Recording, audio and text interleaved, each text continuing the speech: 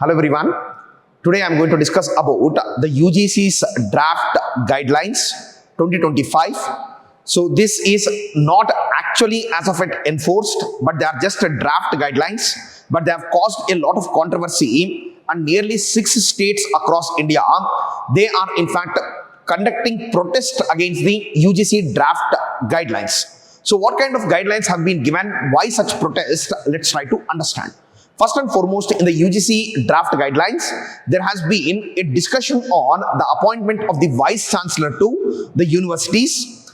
Earlier, the position of Vice Chancellor used to be appointed by the governor at the state level, and it was part of the discretionary powers of the governor, and he used to do it without consultation of the state chief ministers. But this has created a lot of problem in states like Kerala and Tamil Nadu. But now the UGC draft guidelines, what it does is, in order to appoint a person as Vice Chancellor, it creates a search and selection committee, selection panel, which includes number one, 3 members, that is number one, governor.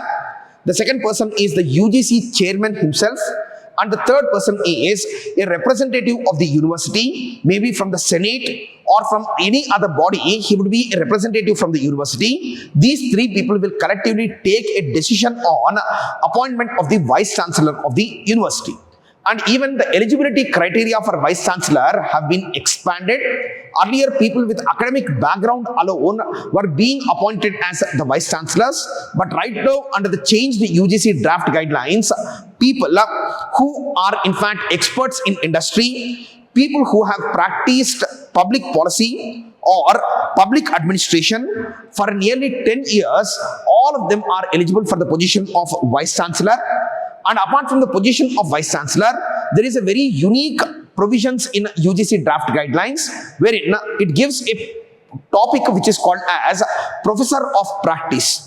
And these Professor of Practice are the people who are in fact outside of the academic background, but they are the people who are industrial experts who can be given the position of honorary Professor of Practice, and he can come and teach the students, and this is meant to promote industry-academia collaboration. Then over and above that, one more key guideline is, in fact, the UGC draft guidelines, they say that a person can be appointed as an assistant professor even without clearing the UGC NET examination. And he can in fact be appointed as an assistant professor for the technical institutes if he has nearly 60% marks in the masters and 70% marks in the undergraduate level. He can be directly appointed to the position of assistant professor without necessitating the clearing of UGC NET examination.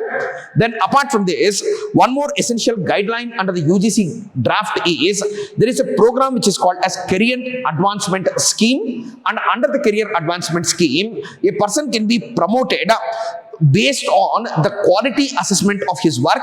If he is publishing any research documents, or if he is in fact promoting innovation, then automatically there is high chances for him to get promoted, rather than just promoting a person on the basis of years of experience. This Career Advancement Scheme in fact promotes the people in academics to go for innovation and research.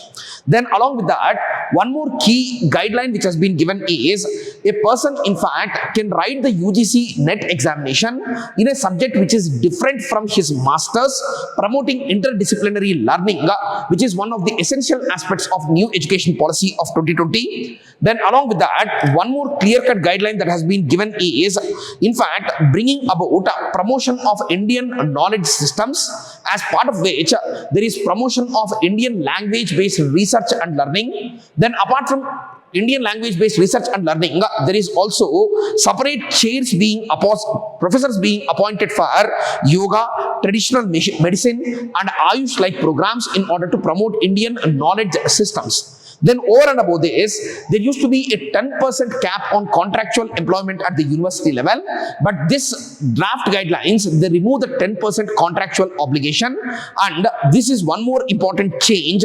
Then apart from this change, entrance exams have been made mandatory for the people to join the UG courses. That is one more important change. Then apart from that, any non-compliance with the guidelines, it will lead to debarment from UGC funding, and along with that, loss of recognition is also one more penalization which is being done under the new draft guidelines of UGC. But the states are saying that the appointment process of the Vice Chancellor is becoming excessively centralized, and there is no role for the Chief Minister in university appointment, even though disproportionate funds for the university are being allocated by the states. The state Chief Minister not being provided a role is something which is being questioned, and earlier Governor was made to appoint the Vice Chancellor at the university level because he was considered as a neutral personality, and the universities are supposed to be apolitical. But with the increasing politicization of the office of the Governor itself, the state Chief Ministers are questioning the appointment procedure of the Vice Chancellor.